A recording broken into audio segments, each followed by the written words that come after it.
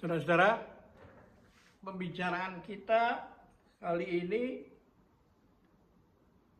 pada nomor urut yang ke-701 hari ini ya adalah semangat dari Tai Chi yang menyebabkan Tai Chi itu bisa sudah ribuan tahun tapi tetap ada eksis itu, nggak pernah berhenti itu. Apakah ada kekuatan dari luar yang mendukung ya, atau karena ada kekuatan dari dalam itu. Nah, kalau dari dalam bentuknya apa? Dari dalam bentuknya adalah kesadaran bahwa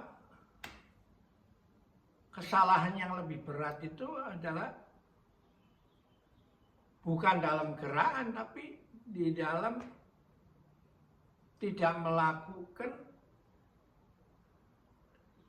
pada detik ini lebih baik dari sedetik lalu, dan satu detik kemudian lebih baik dari detik ini.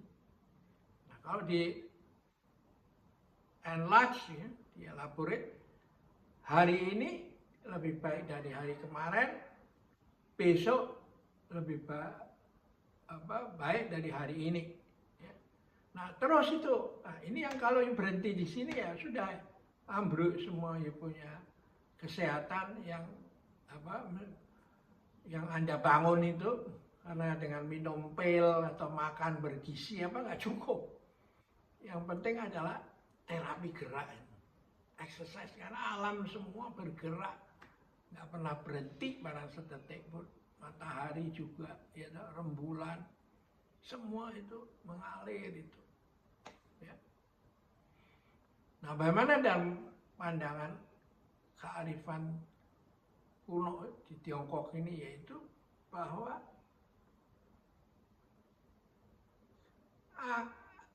setiap hari satu langkah, meskipun perjalanan masih ribuan li.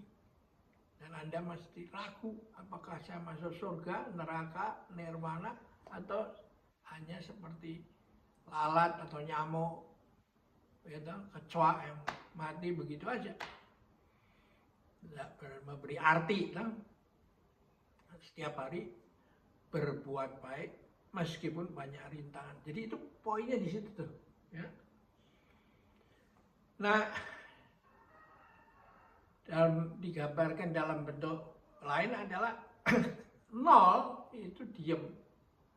Kalau nol itu nggak berubah jadi satu, maka tidak akan ada dua, tidak akan perbaikan menuju 3, 4, dan terus makin baik. Ya. Nol harus dipecahkan dulu menjadi satu. Karena satu lalu bisa diperbaiki lagi 2, 3. Nah ini yang disebut Kaizen,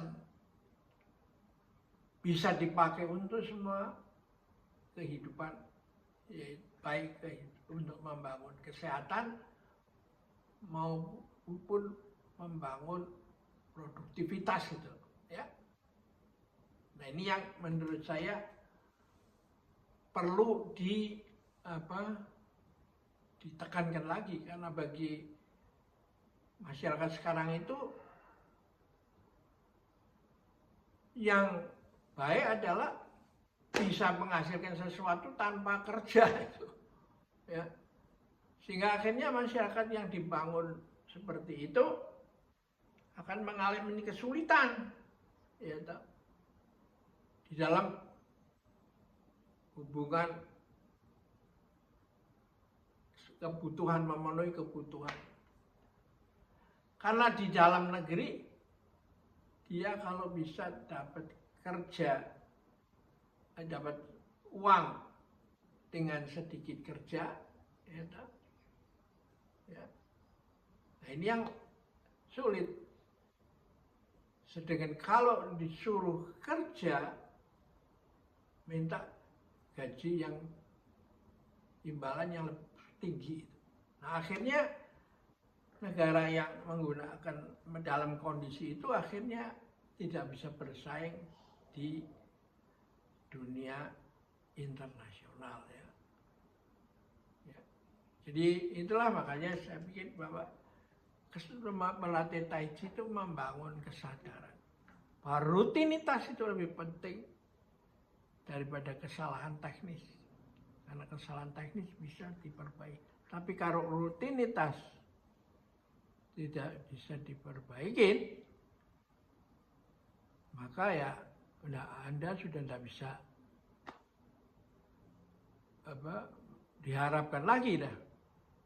Nah, orang zaman dulu mencoba menjelaskan melalui budi pekerti dengan dongeng itu, seperti kakek tua memindahkan gunung, ya, Yugong Yisan, atau ibu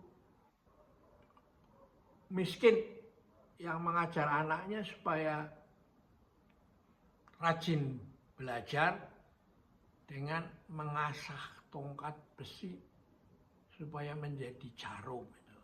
Ya, ada lagi ibu yang memukul setiap anaknya nggak membolos sekolah, tapi lama-lama pukulan ibu itu menjadi semakin lemah, sehingga membuat si anak itu sadar bahwa aduh, saya sudah menyia-nyiakan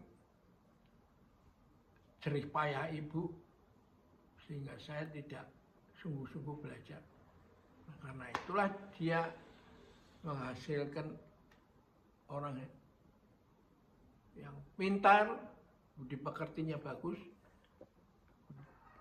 yang menjadi penerus Konfusius bernama Mencius ya.